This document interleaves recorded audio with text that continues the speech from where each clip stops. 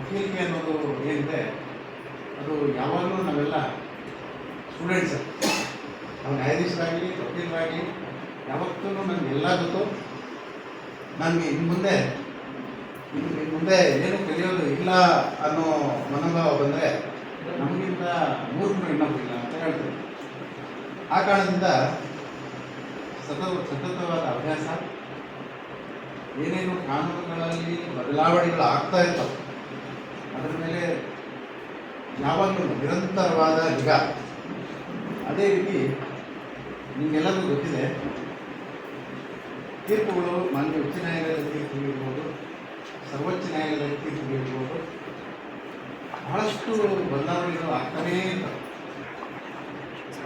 ಯಾಕಂತಂದರೆ ಈಗ single judge ಮಾಡಿರುವಂಥ ತೀರ್ಪು ಇರ್ಬೋದು, ನೆಕ್ಸ್ಟು 2 ನ್ಯಾಯಾಧೀಶಗಳು ಪೀಠ ಆಗಿರ್ಬೋದು, ಅದು ಕೊಡುವಂಥ ತೀರ್ಪು ಇರ್ಬೋದು, ವಿಭಿನ್ನವಾಗಿರ್ಬೋದು, ಅಭಿಪ್ರಾಯ ವಿಭಿನ್ನವಾಗಿರ್ಬೋದು, ಇನ್ನು 3 ಜಡ್ಜ್ ಬಂದು ಫುಲ್ ಬೆಂಚ್ ಯಾವುದಾದ್ರೂ ಇರ್ಬೋದು.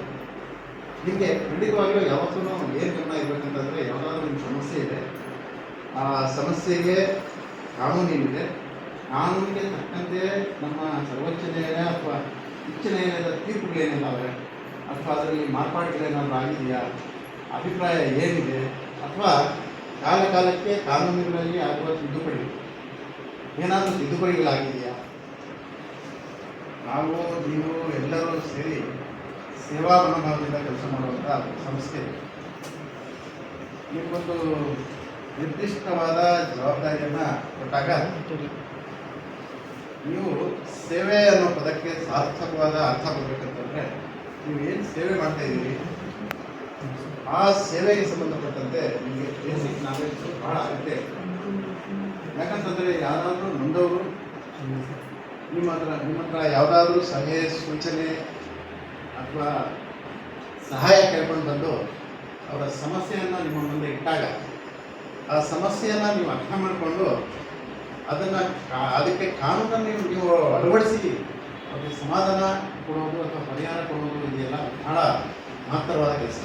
In our day-to-day business of conducting civil cases, ಡಿಡಿಜಿ ಸಾಹೇಬ್ ಹೇಳಿದಂಗೆ ಈ ಕರ್ನಾಟಕ ಸಿವಿಲ್ ರೂಲ್ಸ್ ಆಫ್ ಪ್ರಾಕ್ಟೀಸ್ನಲ್ಲಿರುವಂತಹ ಕಾನೂನು ಅದು ನಮಗೆ ಮತ್ತು ನಿಮಗಷ್ಟೇ ಅಲ್ಲ, ಲಿಟಿಗಂಟ್ಸ್ಗೆ as well as to the court staff ಒಂದು ದಾರಿದೀಪ ಇದ್ದಂತೆ.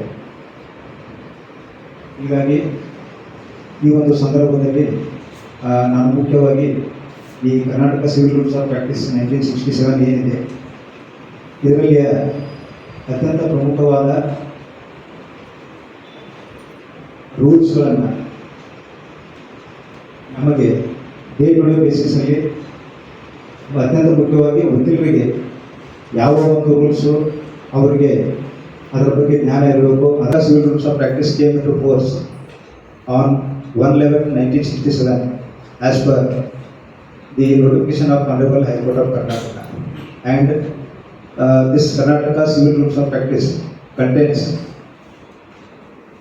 267 rules in 269 rules in chapter 1 to chapter 20. Fixed for them is 6 months.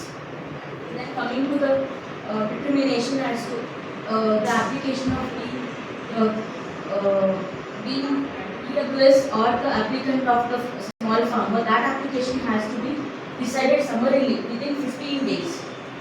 Because this is the work of the court, it should be the current advocates who should have the knowledge of these outer limits which have been set, especially for the small farmers and EWS individuals. And with regard to the adjournments, the other side cannot claim the adjournments regularly, and even if the adjournments are claimed, it has to be the extraordinarily sensitive or compelling reason which has to be recorded in writing.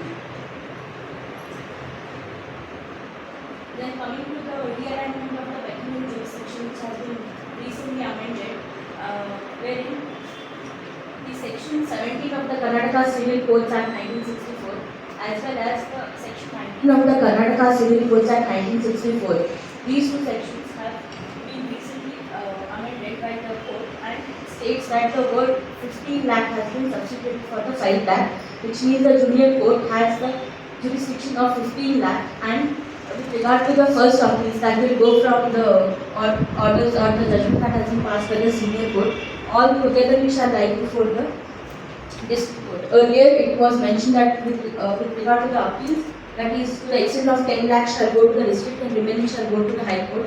But now it has been amended and all the appeals from the senior division shall go directly to the district court. Now coming to the foundation, that is the understanding pleadings in the civil suits, we